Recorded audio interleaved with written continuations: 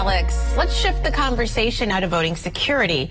Joining me is Cyrus Walker. He's the founder and managing principal of Data Defenders. Thank you so much, Cyrus, for taking time to talk with us tonight.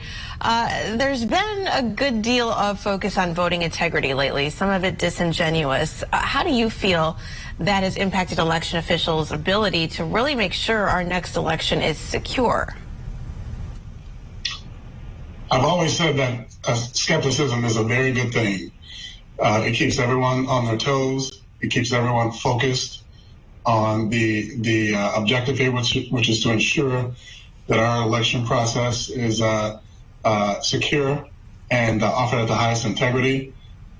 So the skepticism that's being cast in this election is a very good thing. I don't see a negative to it at all. Well, Cyrus, what are some of the most likely ways so-called bad actors could get into U.S. voting systems? I'll speak generally about that. Obviously, I don't want to give away any secrets, but again, because our voting system is an enterprise system, if you will, that is now connected more than ever before, and has some internet connectivity built into it as well. That does introduce a number of significant risks that need to be addressed by the election jurisdiction officials to ensure that those risks can be mitigated.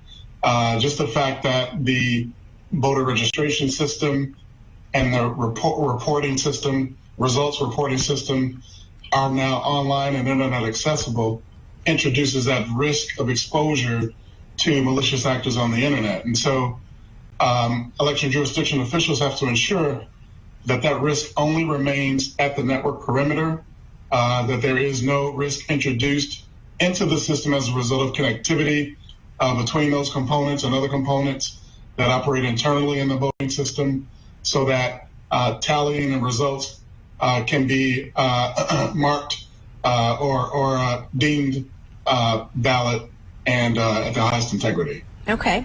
Well, let me ask you, Politico is reporting that the Biden administration will be releasing this bulletin describing concerns about election security threats from foreign countries. How concerned should voters be about that issue? Well, voters should be extremely concerned about it. These are credible threats. Now, there's a difference between having a credible threat and having a viable threat. Credible threat just simply means that there is activity out in cyberspace that is directed at attempting to identify and exploit vulnerabilities within the system. What makes that a viable threat is if there are actually vulnerabilities in the system to be exploited. So the Biden administration is being vigilant in issuing these reports to local jurisdiction officials across the country in order for them to ensure that they're able to mitigate any risks identified by these credible threats. Okay, well, what about the machines themselves? There have been reports that some of these voter machines were breached in the 2020 election, thinking of Arizona and Georgia. Do those machines need to be replaced, or what are the considerations there? Well, I'm not too sure about the actual breach of these machines. Again, they are the core components of these machines are not connected to the internet, so an internet breach is highly unlikely. But the voter registration systems and the reporting systems were breached and under attack. And again, that's where the focus needs to be in ensuring that the risks for those components are mitigated. Election system manufacturers have done a really good job of implementing countermeasures to ensure that these systems operate as they're designed to operate. There are many checks that have been implemented to allow the election jurisdiction officials to confirm that the systems have operated as they were intended to operate.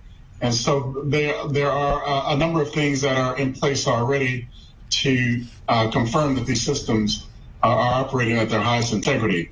The federal and state governments across this country implement certification processes before these systems even get a chance to be used in a local election. And so they have to go through extensive testing to ensure that they're operating as the election system manufacturer has designed them to operate. Okay, so a lot of measures in place. Cyrus Walker with Data Defenders, thank you so much for your insights tonight. Thank you.